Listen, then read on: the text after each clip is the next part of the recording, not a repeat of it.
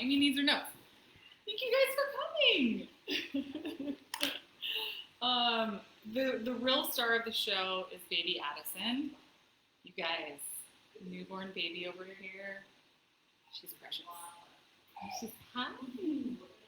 How are you? It's time for her to eat. So I love it. Okay, so we're going to talk today. Something that we're going to do. Ryan and Christy, Jill is semi-familiar. You've been tracking your food for a while. She has in the summer. Okay, she's taking a break. But something we're going to talk about today is how to master your macros. We're actually going to use this sort of as an intro to a 6-week challenge, sort of nutrition on-ramp for people who have maybe always wanted to track macros but feel like they don't want maybe a one-on-one coaching option. We thought it would be a nice way for people to kind of have some exposure to that. So I want to give you the basics, and we'll talk through that. A lot of people go online, they Google their macros. In fact, I just had a client, she's been with me maybe 4 months. She had gone online, Googled her macros, and been eating that way for probably 4 months and really wasn't seeing progress. So that's the frustrating part, is you get all this information, and it's like, what's right, what's not right. Her numbers weren't accurate for her. So it's just really important that you find a reliable source, that you find a way that you can kind of double check things. And the other thing is, it's not always, everybody's body is different. Your diet history, your workout history, your genetics, things that you might be allergic to or intolerant to, those things make a big difference. So those are things we're going to talk about. Keto, carnivore, I was hoping Mike would be here, so we're going to talk about that. There is applications for this, right? There is applications for things like that. Paleo, Whole30, AIP, Mediterranean. We've all heard of these diets.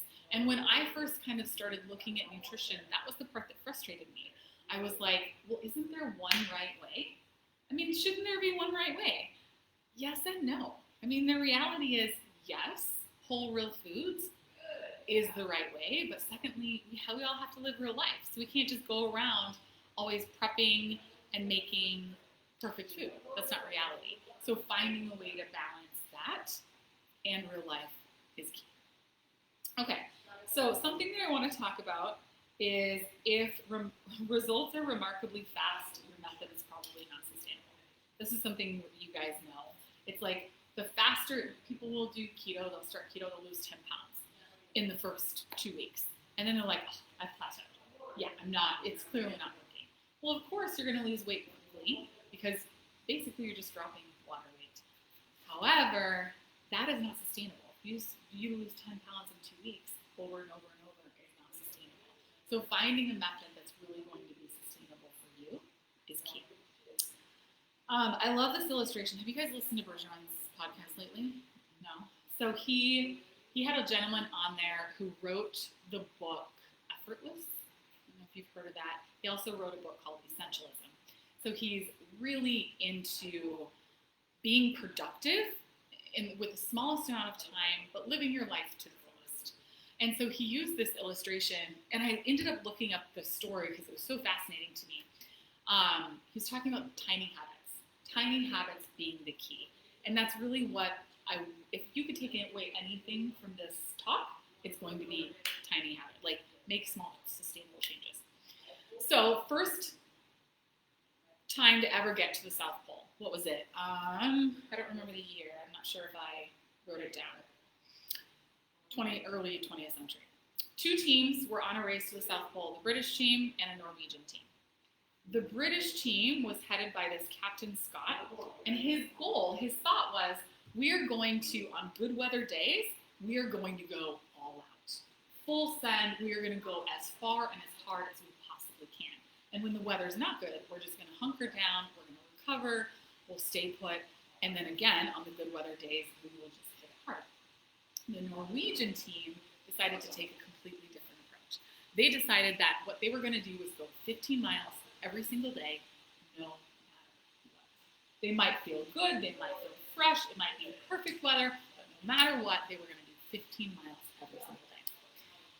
So they, of course, took completely different routes, but they were racing to be the first team ever to get to the South Pole. With 50 miles left to go, the Norwegian team was at a crossroads. They're like, okay, what do we do? What do we do? And we could make it. We could make it all the way there in 50 miles in one day. We don't know where the other team is at. Do we just push hard? Do we just get there? I mean, who knows? But the leader of their team said, no, we've made it here consistently, going 15 miles every day. They did 15 miles for the last 3 days, 15.5 miles. They beat the other team there by 2 weeks. So it's substantial. Now, not only did they have to get to the South Pole, they had to get back, right? It's just like climbing a mountain. I mean, you think getting to the peak of a mountain is it, you also have to come back. And so that's kind of our journey with weight loss. People have a goal. They have a goal with weight loss, or they have a goal with strength gains, or they have a goal, and they feel like as soon as I get to that goal, I'm done. Oh, good, I get to stop doing what I'm doing. I got here. Well, now we have to maintain that goal so that the one peak or the South Pole or whatever it is shouldn't be the end-all, be-all. It should be what is the long-term process going to look like. The British team made it there, but they all ended up dying on the way back. Every single person in that expedition died because they pushed too hard. They didn't have those small sustainable progress. So that was just something that really stuck with me. It's like those tiny habits over and over and over really do pay off in the end. You know, kind of the tortoise and the hare story. Things we're going to talk about today, we're going to talk about how to create a macro nutrition prescription. We're also going to talk about tracking, some tips and tricks there. We're going to talk about how to set up our pantry for success, how to set up our fridge for success, and things like that, just some practical stuff.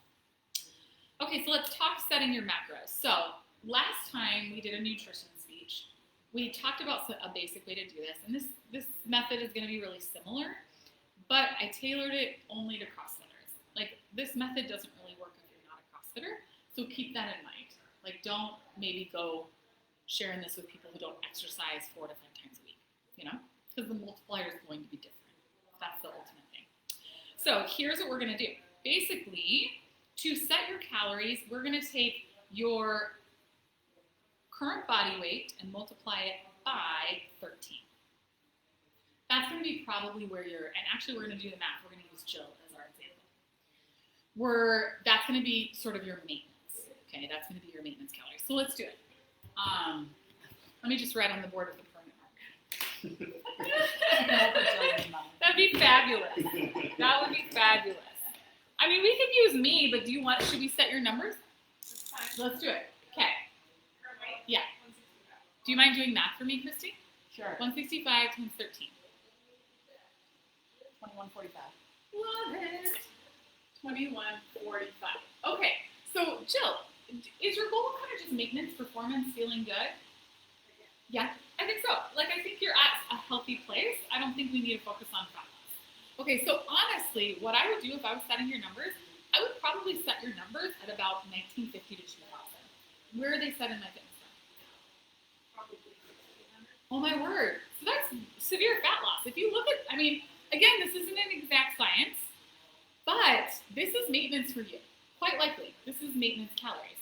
So if you want like fat loss, 200 to 500 calories minus maintenance.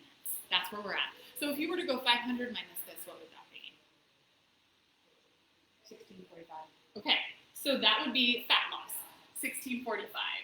I would go 200 less, personally. You know, what if we did 250? What if we did 250? 250 minus 1900? 1895. Okay, 1895. 1895. I like that. I think that's a happy medium. You will still continue to build muscle, but you may just lean out a little bit, which long term, and you're going to be eating, I mean, that's a lot of food, right? 1,900 calories every single day. It's a good amount of food. Sustainable. Okay, so here's how you've got your calories. Now we need to figure out our protein goal. So everybody kind of knows, because I preach this over and over, body weight, 1 gram of protein per pound of body weight, or goal body weight. So Jill, honestly, 165 is a little aggressive for you. Here's what I would do. So that's a good goal, right? Again, 1 pound, 1 gram of protein per pound of body weight. However, eating 165 grams, it's just a little aggressive. So I would do it 2 ways. Figure out what that would be. We could also go goal body weight. We don't really have a goal body weight, so we don't really need to do that. Let's go 30%. Take 1895 times 30%. What do we get? 568. Okay, so what you need to understand is and a half. Accuracy. Okay, so this is our calories. How do we get our grams of protein? We divide by 4. Every gram of protein is 4 calories. So we're going to divide this by 4. What does that give us? Whoa. 0.5. Oh, we'll round up. Well, I did it with 0.5. Okay. 142. 142. I love it. So Jill, I was going to set your protein intuitively at 140. So 142. And that if you have the free version of MyFitnessPal, just go percentages. It makes it so simple. It's really great.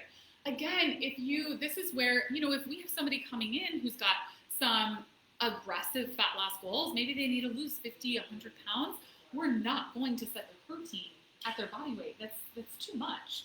So we go goal body. If somebody wanted to weigh 150, 160 pounds, that's our goal. Okay, beautiful. So now let's figure out carbs. You're going to take our total calorie number. We're again at 1895. We're going to multiply that by 4 or 0.4. We want 40%. 40% of your daily intake to come from carbohydrates. What does that come out to be? 758. Okay, so how do we figure out our grams from there? Same as protein. Every gram of carb is 4 calories. So we're going to take 758 and we're going to divide by 4. What is that? 189. I love it. 189. Let's go 190 because it just sounds good. Okay, so we've got 190 carbs.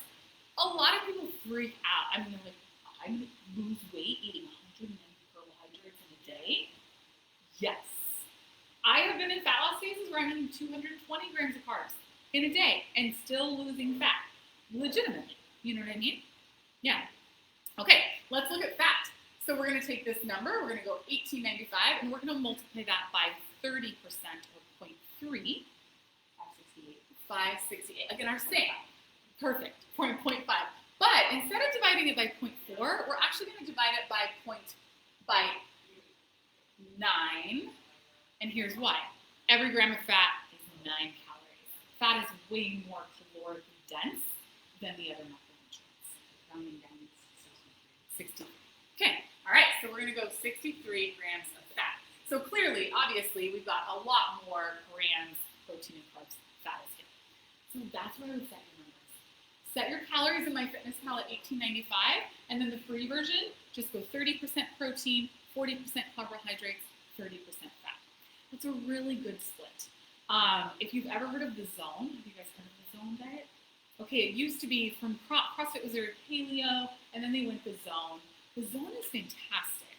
I mean, honestly, if there was like one ideal way for any human being to eat, I would say it's the Zone. And here's why. Every single meal, every single snack is perfectly proportioned. 30% protein, 40% carbs, 30% fat. Every single thing you put in your body has to be perfectly proportioned.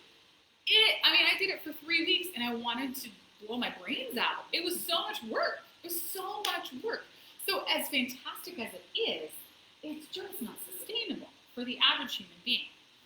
But it keeps you in that athletic or the zone where, number one, you feel mentally your best, but you perform your best as well. So it's really a good split, 30, 30, 40. Now, that being said, I honestly feel a little bit better with my fat being almost at 40% and my carbs being lower. I feel better a little bit higher fat, but I love the paleo, you know what I mean, sort of trend, or like I feel really good there. I still have enough carbs to do what I want to do in the gym. I have another athlete who I think we have her fat at 45%. So she is very trends towards that paleo. So it's just feedback. Everybody's an individual. But this is a really good place to start. Okay, so from there, let's talk about our lazy macro. Here is where I would suggest every single person start. So I don't know if you were trying to hit individual macros, but I would suggest every every single person start here. Basically, every day, hit your protein goal, 142, and hit your calorie goal. Beyond that, let carbs and fat. If you guys are at maintenance, that's the best place to be. Hit your protein goal and let your carbs and fat flex. That's how I track my food. Like sometimes it's hard because I'm just so used to hitting macros and it's like, ugh, but it doesn't matter. If you are at maintenance or you just have performance goals or you are really just wanting to make sure you're getting enough protein every day, that is where we should be. For fat loss, that's all we really need. Yes, you can lose fat just focusing on calories. However, it will take a lot longer if you're not hitting that protein. Hitting that protein number is super. So that's what I would suggest the lazy macro for everybody. And that's what we're going to do in this 6-week challenge. We're going to spend 3 weeks of everybody doing the lazy macro. So they are just like gangster at hitting their protein and hitting their calories. And then we're going to spend the last 3 weeks trying to get in the zone of the macros. Here's the benefits to you hitting macros over the lazy macro method. How many times did we have to cut calories in, maybe in a year and a half of working together? How many times did we actually cut calories? You didn't because you looked at macros. We only cut them once, almost for both of you. We did different things with both of you, but honestly, you were almost eating the exact same amount of calories in a year and a half and while losing a substantial amount of weight. That's the benefit to being in that zone of macros. When someone is in a fat loss phase, we can manipulate carbohydrates, we can manipulate fat and create a weight loss response by stimulating ghrelin and leptin, doing refeeds without having to cut calories. So that's the benefit of being in that macro zone versus just the lazy macro. But for the average human being, like protein and calories, here's what I would say. Get within 5 grams of your protein goal and get within 25 of your calorie goal. That is a win. Okay, so let's talk about frequently asked questions. Do I have to use a food scale? Yes. I mean, do you want to be successful or not? Then, clients all the time. Do I really have to use a food scale? Yes. It's like saying you want to get stronger, but you don't actually want to lift any weight. I'm not really sure how that's going to happen. Use a food scale. It's so key. It's so key for understanding portion sizes, for being accurate. And honestly, if you weigh and measure everything at home, not only are you really going to understand what the size of stuff should be, it's going to be a reality check for some things. For me, it's like peanut butter and heavy whipping cream. What I think is so little. What I think 15 grams is like 40. I'm actually putting 40 grams of heavy whipping cream in my coffee every day. Oh, well, that's a reality. You know what I mean?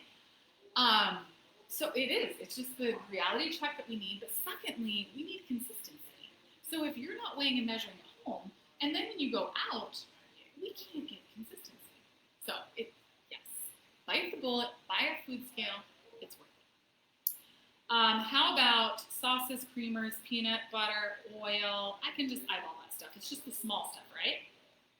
Okay, those are the most calorically dense things. Those are the most important things to weigh.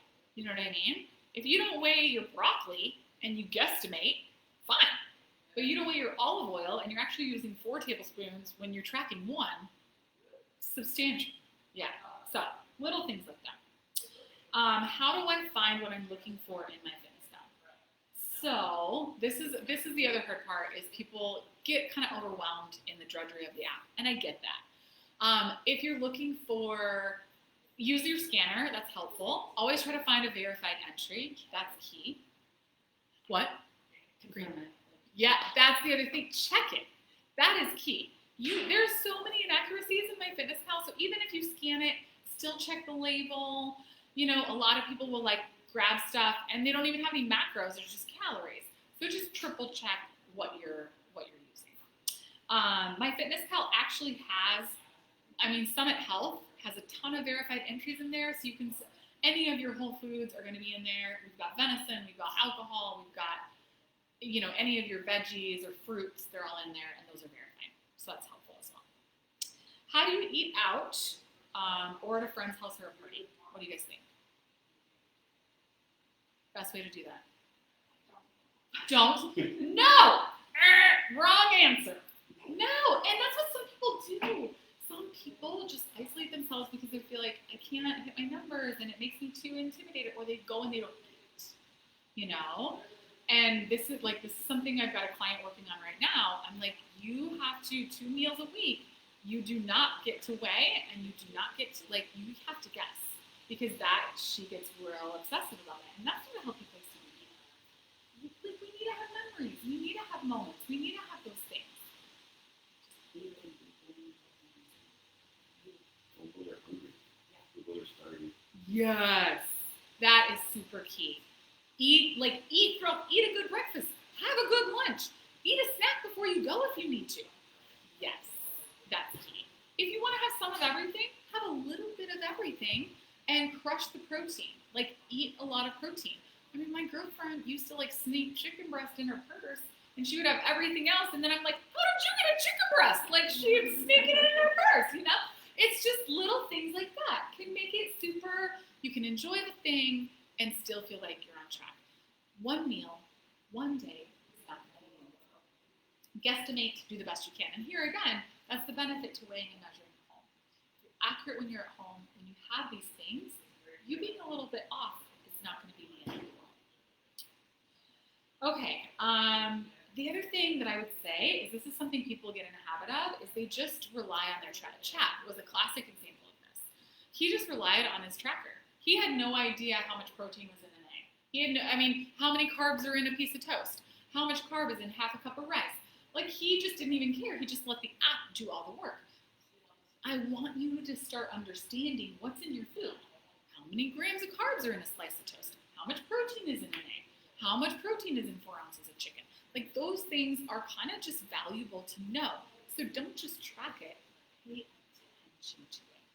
The idea is you don't want to track your food forever. We are not professional athletes. We don't need to track our food forever.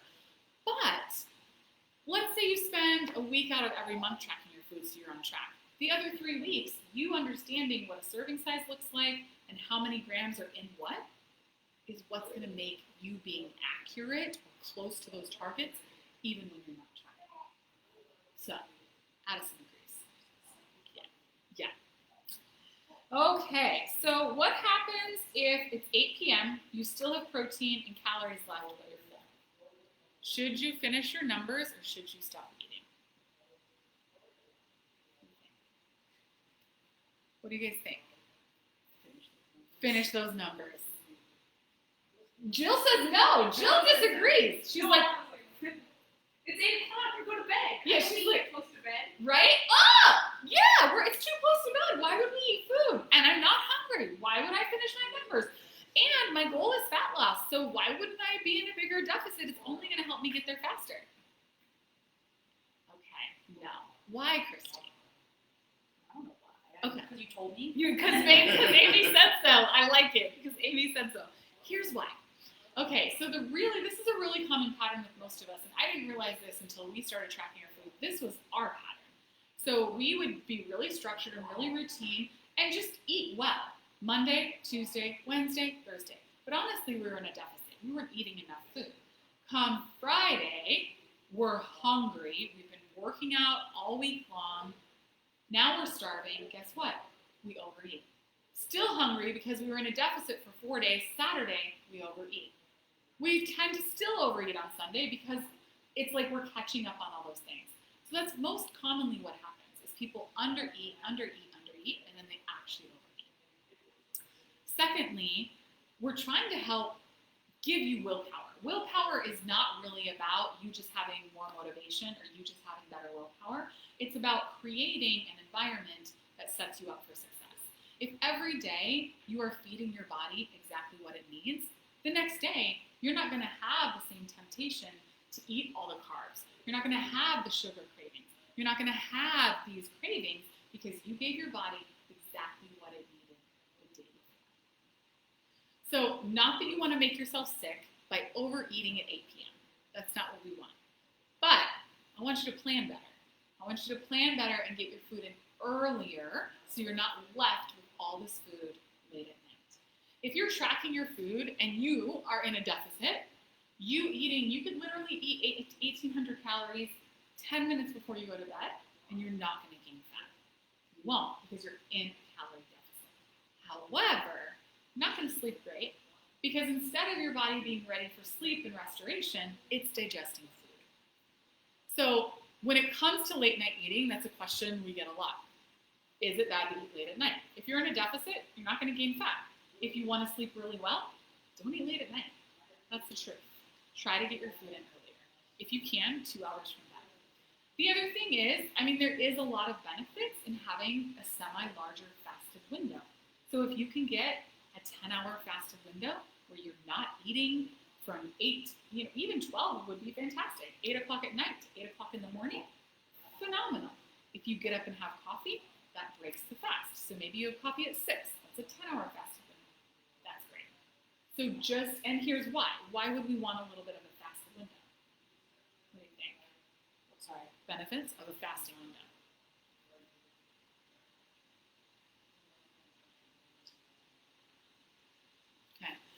So fast, the reason people use fasting for different reasons.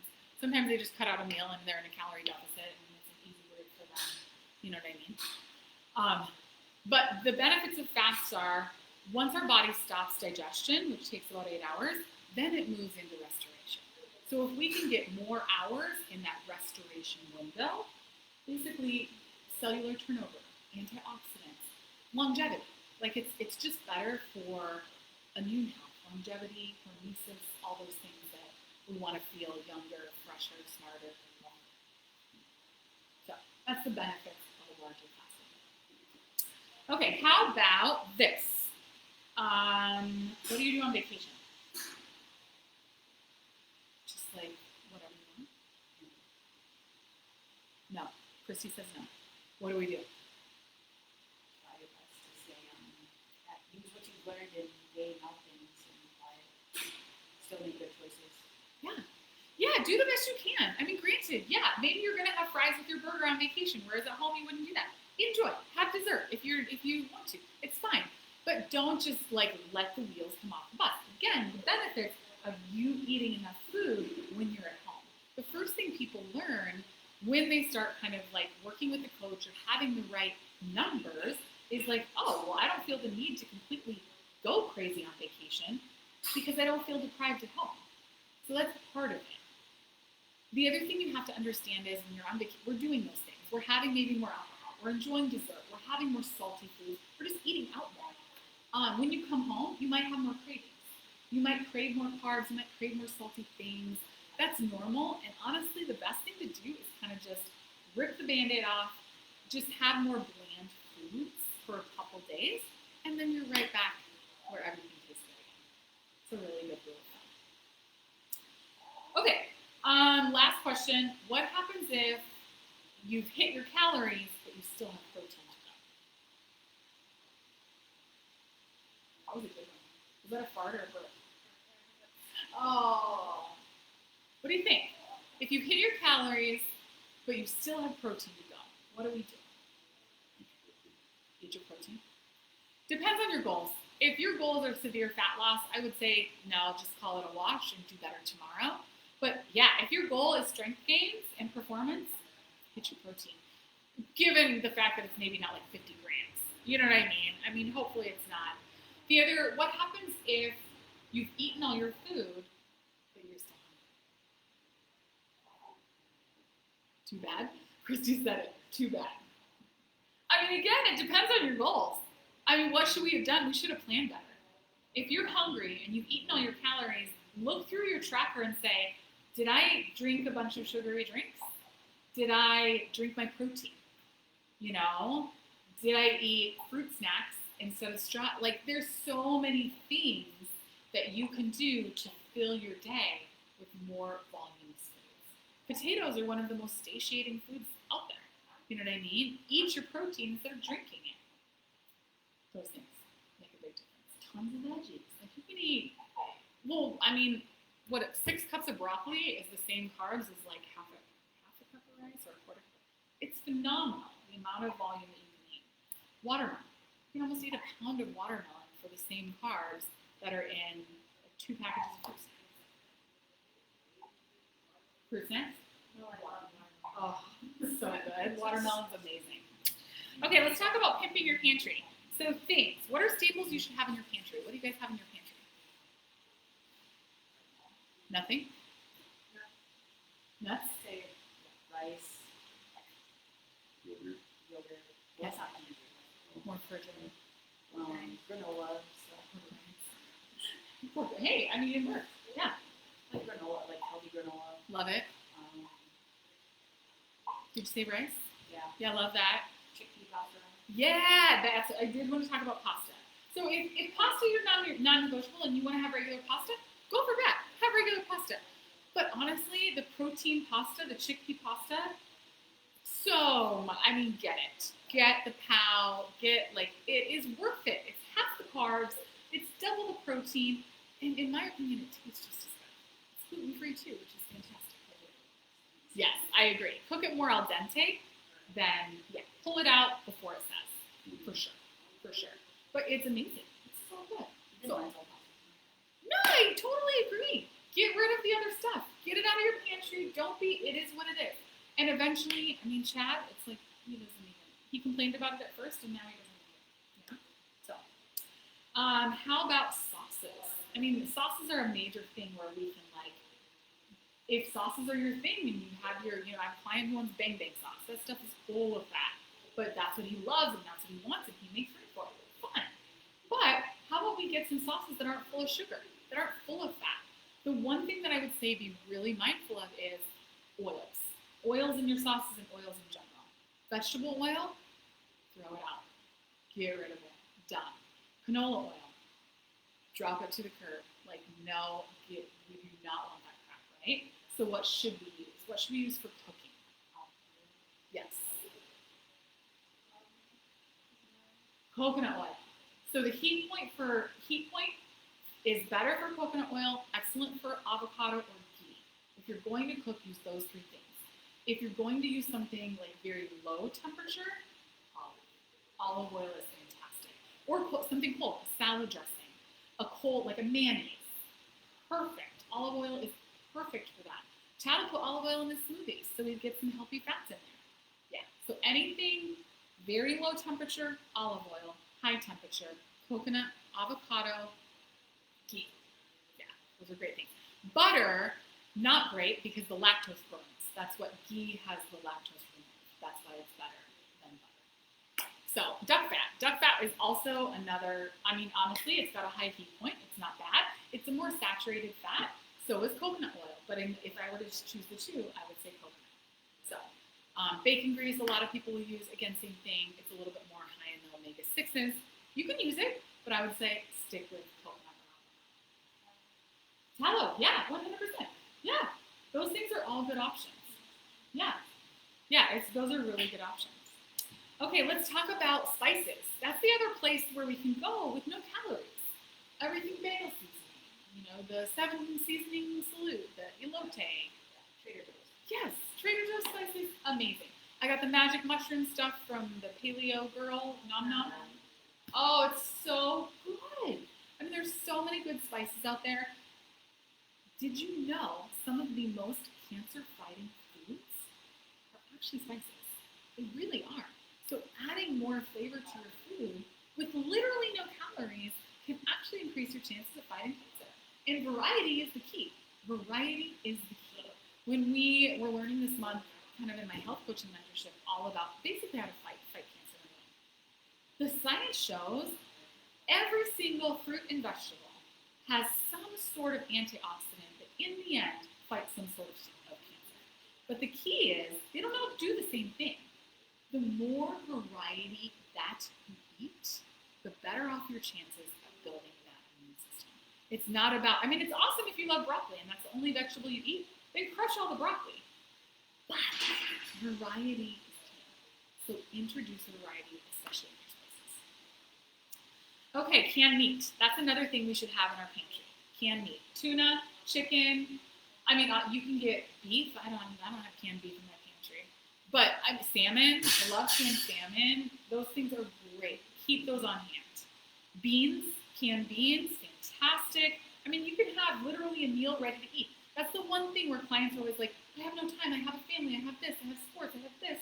How do I mean, open a couple cans of chicken, get some pre-cooked rice or a can of beans, and throw some frozen veggies in there. You can literally have a meal in 10 minutes that wasn't a frozen pizza or wasn't McDonald's. You know, I mean, we just got to kind of change our mindset. Fridge. What do we have in the fridge? You mentioned one thing.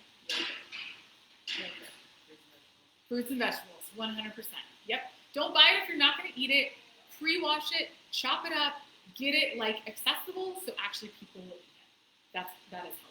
I have one client who, I mean, she just buys the pre-cut stuff. In fact, Linnea said this too. She's like, I just buy it pre-cut. I know it's more expensive, but she eats it then. That's key. It's like if you're actually going to enjoy it, fine. It's worth the money. Cottage cheese is also great. You know, any sort of milk that you like, a nut milk, you know, an oat milk. Be mindful, look at the ingredients there, make sure there's no hydrogenated fats. A lot of your coffee creamers, Coffee Mate, you guys, get rid of it. No, like I'm sorry. If it's the natural stuff, fine, but nothing with anything hydrogenated. None of that. You know? Dressings, you could look for more yogurt-based dressings, like the Old House Farms. You can make your own, that's fantastic. The other thing that I have that I mentioned in our pantry is flavored vinegars.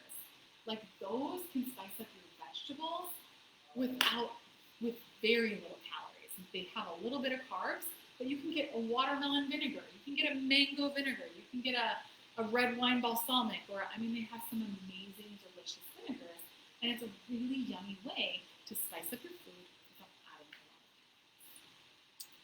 of proteins, lunch meat, like that's what, keep lunch meat. I mean, you can grab 4 ounces of lunch meat and have 28, 30 grams of protein in nothing. I would say go uncured. It's always best to grab uncured. You can get that stuff at Aldi really affordably. Cheese. Yeah, cheese sticks, mozzarella sticks. Mozzarella is obviously lower fat than any other kind of cheese. That's a great option. You know, a couple cheese sticks and an apple. Yeah, you're exactly right. Yep. I love it. See, Christy pays attention when she tracks her food. Frozen veggies is super key.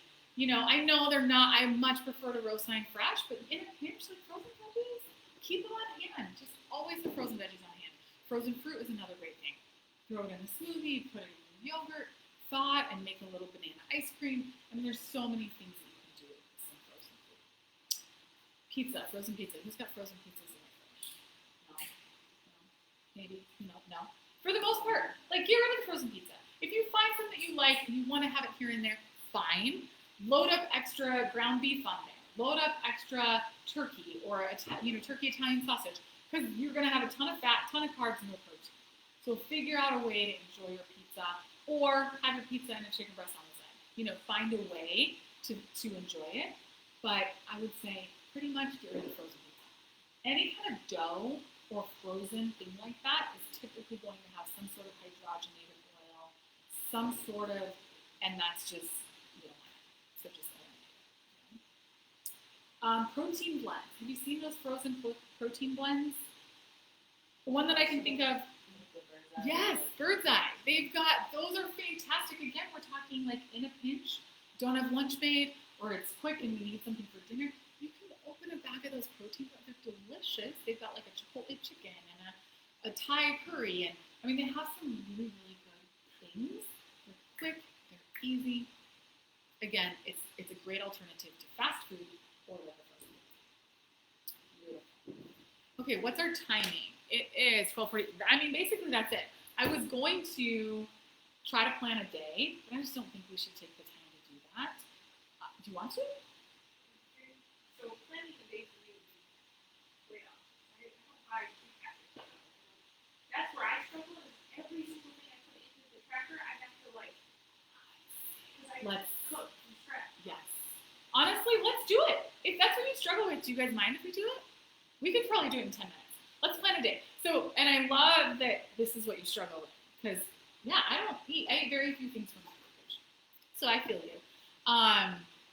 Yesterday, I had a power hour with we did a nutrition speech at Inner Drive, and the girl was just like, there's no way I can eat that much protein. And she's freaking out. So we planned this power hour, and she's still freaking out. And I'm like, okay, just slow your roll. Let's plan a day. We literally planned out her day, and she goes, I can totally do this. The only thing we did differently than what she does every day, we made her eat Greek yogurt, 227 grams instead of milk with her cereal. She's a waitress, and she comes home late at night, and she has a bowl of cereal. I'm like, okay, you can still have your cereal, but you have to do Greek yogurt instead of milk. That got us 30-some grams of protein, and we had her eat 8 ounces of her roast beef instead of 6. That's all we changed, and here she's freaking out about. So let's do it. Do you have your tracker? It's not on there? It's not? Okay, so let's see. Okay, let's see. We'll plan it in here. What do you do for breakfast? Typically, I eat warm yogurt, Okay. peanut butter, and either granola or almond. That sounds amazing. Okay, we're getting it. Food diary plus food. Okay. Food diary. So, I struggle because I eat okay, so you like the paleo. Okay, well, we got to get the protein up there. Fat is fine, but we got to get the protein where it should be. So, cologne, how do you spell that? K-A-L-O-N-A. K-A-L-O-N-A. Okay. Greek. Okay. So, how much? A cup? 6 ounces? Half a cup. I don't remember. Organic Greek yogurt, half a cup. Okay. 12 fat, 9 protein. Sounds right? Yeah. Okay. Is it sweetened? No. Okay, yeah, because it's very little carb. And then you put. Good like peanut butter. Okay, let's put it in there. Good life peanut butter. God life. It's spiritual peanut butter. Good life peanut butter. Butter is 2 tablespoons. Hopefully.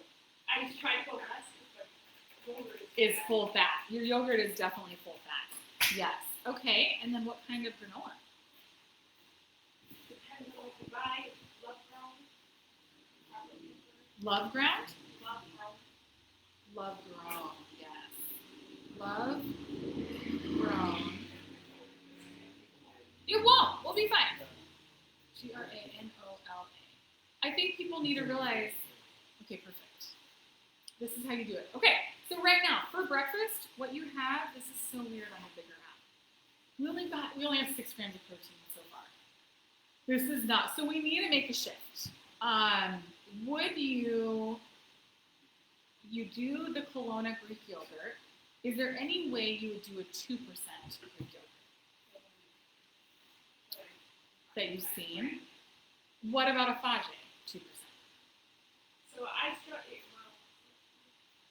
No. No. Okay, we're there. So here's the second thing. Eggs you could do, or honestly, do a scoop of collagen. 2 scoops of collagen. Do you do collagen? So I eat almost all my calories between after workout, so about 2. Okay, so let's put it in there. What do you do for after your workout? So I usually go home and have coffee and yogurt. Okay. Then I try it with 10 minute smoothie with collagen. Okay, tell me what's in that. So collagen. More coffee, silk, almond, Okay. Okay. So I make my own almond butter, so I can't tell you what it is. do you put honey in there? No. It's just almonds. Okay. Okay, so that's fine. Yep. Silk 1 cup. I try to stay up. Okay, perfect. Scale or measure anything.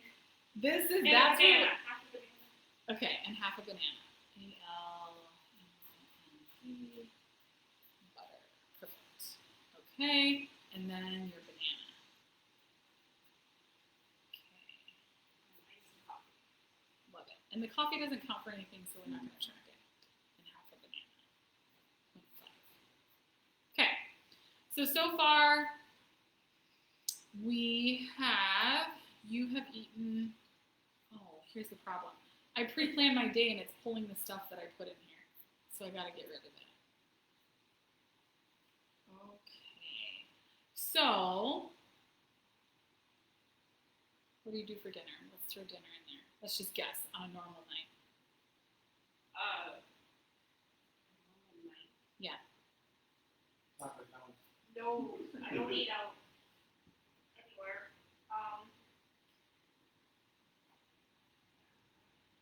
That can be anything. Chicken? Chicken breast or chicken thighs? Steak. Not a lot of chicken. Really? Beef? Okay, what kind of beef? Ground beef? Tacos? Yeah. What did you have for dinner last night? What? Last night, I can't remember. Oh, we had Chinese. Okay, you made homemade Chinese? No, he bought Chinese. I made coleslaw rice and little country chicken and coleslaw rice. Oh, okay. Okay, that doesn't, I mean, it's, And then yeah, the next one. that's part of it too. Thursday night we had softball.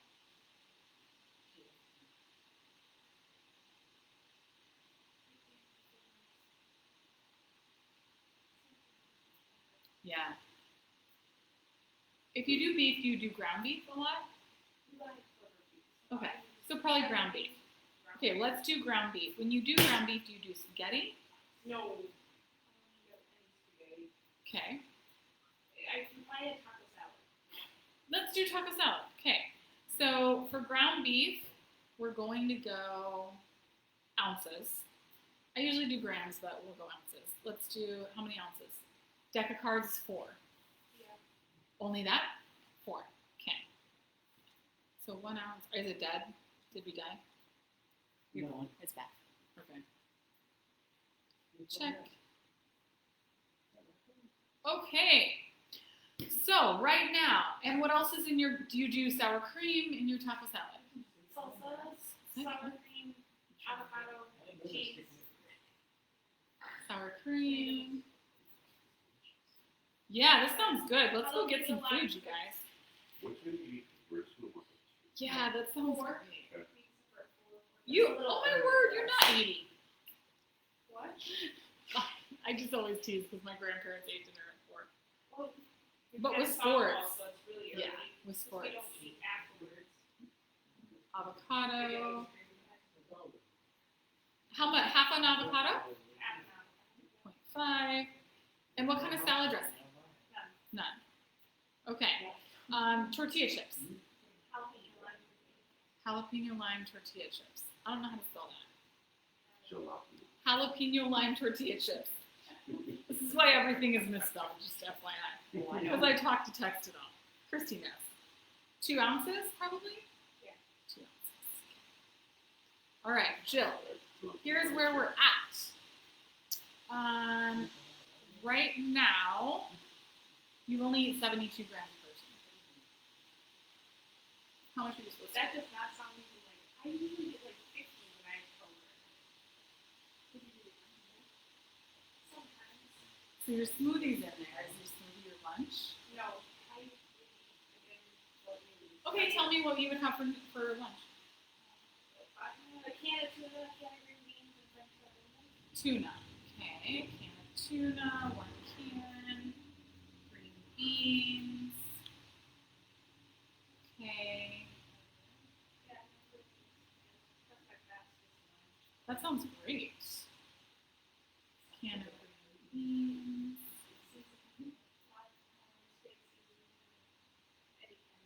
Sounds great. And what else? French fried onions? Yeah. French fried onions. Okay. 2 tablespoons. Okay, so you're almost out of your calories. Actually, this is curing my calories. Okay, right now you are at. You're at 1727, so you only, what do we have, 150 calories left, and you have eaten 105 protein. So let's do our math. We have 150 calories left. What's that divided by 4? And we should know that. 40? 30? So do 40, we 40-ish. 37. 37.5. So if we eat all protein with very little fat, we can get you a perfect day. What do? What do we eat that's almost all protein with very little fat? A can of tuna. Yeah, and tuna. Yes, a can of tuna. You could have 2 cans of tuna, one in the morning or one, you eat early and then have one when you get home from baseball when they have ice cream. You could also do chicken breast, Egg whites. egg whites. Yeah, you could do Every day when sardine recipes. oh, but again, you don't have room for fat. You all can't. that's fat. You don't have the room. Like this, the other thing that I would say is lunch meat. 4 ounces of lunch meat. Yeah. Let's throw in 4 ounces of lunch meat. And honestly, you should have that with your breakfast. Do you eat your yogurt before you come work out? After. You should get a little bit of protein in earlier. So I would say with breakfast, let's throw in, would you do ham, chicken, roast beef? Let's do chicken. Huh? Chicken, lunch Yeah. meat. Oh, pickles. Yeah, exactly. Pickles count for nothing. You could have that. Chicken, lunch meat. She don't have no fat though, so no cream cheese. No cream cheese. Yogurt. So if we were to do 8 ounces of chicken lunch Well, meat, my Greek yogurt is thick like cream cheese. It is so thick that it's. What do you make your own yogurt? I wish you could. it's so runny. When I make it, it's so runny. Yeah, I just, You have to strain it, right? To get it. Yeah, it's Isn't that how they make it really? It's like it's double strained. oh, is that? Yeah, because Greek yogurt is double strained. Yeah. Okay, Jill, we have you the perfect day. You are at 1886.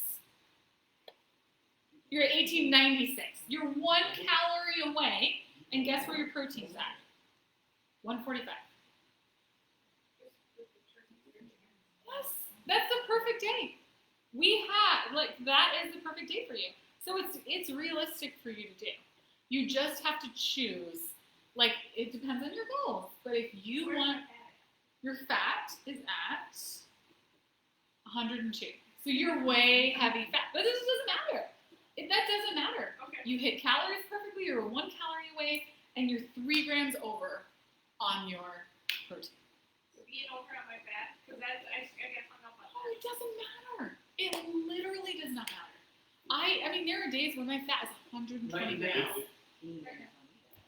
Yeah, I did AIP, and all I ate was bacon, and I lost And you lost weight because I was just eating. Calories in. Yeah. Yeah, so you're fine. Yeah, don't feel bad. Lean into fat. Yeah, have your nut butter, have your bacon, do those things. But prioritize your protein. When you plan a day, here's the key, and then we'll get off of where we're on. Prioritize your protein. When you plan a day, plan your protein first. Because if you run out of calories and you don't hit your protein number, that's just poor planning. So